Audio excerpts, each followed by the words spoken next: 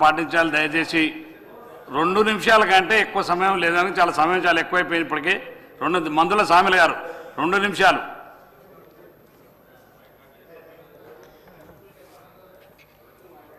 గౌరవనీయులు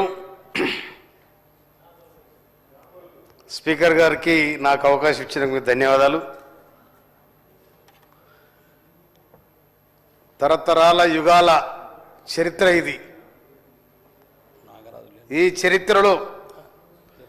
మాదిగలది తెలంగాణలో ప్రత్యేకమైన స్థానం అయ్యాక నాకు జర టైం ఇవ్వాలి ఒక్క నిమిషం ప్లీజ్ సరే సరే అయితే అధ్యక్ష తెలంగాణలో ఉన్న మాదిగలు అటు నైజాంతోని పీడించబడినరు ఇవన్నీ కూడా ఈ వ్యవస్థ చుట్ట తిరిగినాయి తర్వాత తెలంగాణ సాయుధ రైతాంగ పోరాటం జరిగే సందర్భంలో సంస్కరణ ఉద్యమం కూడా జరిగింది ఆనాడు ఆరుట్ల రామచంద్రారెడ్డి గారు యాదగిరిగుట్టను మాదిగోలు ముట్టుకోకపోతే ఆరుట్ల రామచంద్రారెడ్డి గారు ఆ ప్రాంతం మాదిగోలను తీసుకుపోయి మొత్తం యాదగిరిగుట్ట పూజలు చేయించిన సందర్భం అదేవిధంగా అరుంధతీరును దగ్గర తీసి రెడ్డి హాస్టల్లో సమావేశాలు పెట్టిన సురవరం ప్రతాప్ రెడ్డి గారు రాజ్ బహదూర్ వెంకటరామరెడ్డి గారు ఈ జాతి పట్ల వాళ్ళకున్న అభ్యుదయవాదం అది కనుక ఆనాడిచ్చే ఇక్కడ హైదరాబాద్లో బంధు సేవా మండలి అరుంధతి మహాసభ ఇవన్నీ కూడా ఈ మాదిగల కోసం కొట్లాడిన సందర్భాలు ఈ నేపథ్యమే ఈయన 30 సంవత్సరాల ఏబిసిడి వర్గీకరణ సాగుతున్న మహత్తరమైన ఉద్యమం భారతదేశంలో తెలంగాణ సాయుధ రైతాంగ పోరాటం తర్వాత తెలంగాణ పోరాటం తర్వాత మాదిగల పోరాటం ఈ మాదిగల పోరాటం ఇప్పటికీ నిలబడ్డది కారణం అంతే వారు అసమానతలకు అన్యాయాలకు గురైంది కాబట్టి ఇలా మాదిగ పోరాటం నిలబడగలిగింది 30 ఏళ్ళుగా అందుకోసమనే కాంగ్రెస్ పార్టీ ఆలోచించి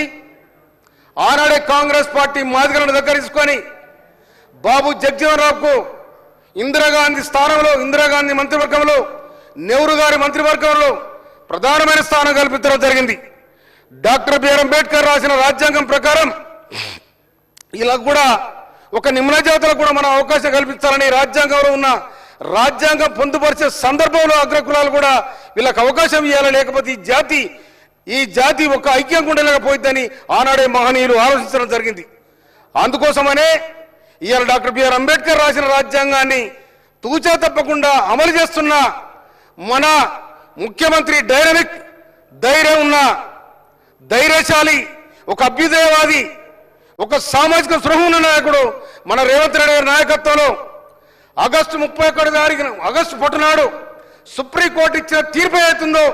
ఒక్క నిమిషం ఆలోచించకుండా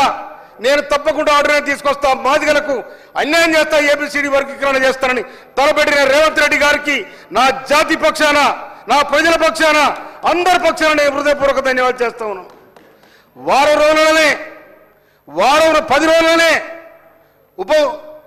మంత్రివర్గ ఉపసంఘాన్ని ఏర్పాటు చేసి ఆ ఉపసంఘానికి అధ్యక్షత గౌరవనీయులు ఉత్తమ్ కుమార్ రెడ్డి గారికి గౌరవనీయులు సీతక్ గారికి గౌరవనీయులు పొన్నం ప్రభాకర్ గారికి గౌరవనీయులు శ్రీధర్ బాబు గారికి మీ అందరు కూడా దానికి ఉపసంఘం వైస్ చైర్మన్ గౌరవనీయులు దామోదరన్న గారికి మేము మా జాతి పక్షాన హృదయపూర్వక ధన్యవాదాలు చేస్తా ఉన్నాను అదేవిధంగా ఏబిసిడి వర్గీకరణ డీపోయింది గౌరవనీయులు షబీ అఖ్తర్ గారు ఏకసభ్య కమిషన్ స్పష్టంగా వేలాది మందిని రిపోర్ట్ తీసుకొని ఈ రిపోర్ట్ తయారు చేసి ఈ మంత్రివర్గానికి అప్పచెప్పడం జరిగింది కానీ ఇవాళ ఇంకొక మాట కూడా చెప్తున్నాను సహచర మన 30 ఏళ్ళుగా నువ్వు నేను ఆయన కొట్లాడుతున్న సందర్భాలు కానీ మాల సోదరులు కూడా మనవి చేస్తా ఉన్నా నేను మన అన్నదమ్ముల్లో కలిసి ఉందాం ఎవరి వాడు వాళ్ళు తీసుకుందాం ప్రభుత్వం చేసి పడేసింది ఇక దీంట్లో మనం తారతమ్యాలు ఉండకూడదు అందుకోసమనే మాదిగలుగా మాలలుగా అందరూ ఒకటే ఉండాల్సిన అవసరం ఉంది. ఎందుకంటే మాదిగలకు జరగాల్సిన అన్యాయం ఇక్కడ జరగకుండా ఇవాళ ఇక్కడ గౌరవనీయులు రేవంత్ రెడ్డి గారి నాయకత్వంలో సోనియా గాంధీ, రాహుల్ గాంధీ వారిచ్చిన ఆదేశం ప్రకారం 7 డిక్లరేషన్ 2018, 2023 కనుక దీనికోసం కట్టుబడి గౌరవనీయులు రేవంత్ రెడ్డి గారు వారు ఇచ్చిన ఆదేశం ప్రకారం ఇవాళ 6 నెలల్లో ఏబిసిడి వర్గీకరణకు ఇవాళ రూపం తీసుకొచ్చి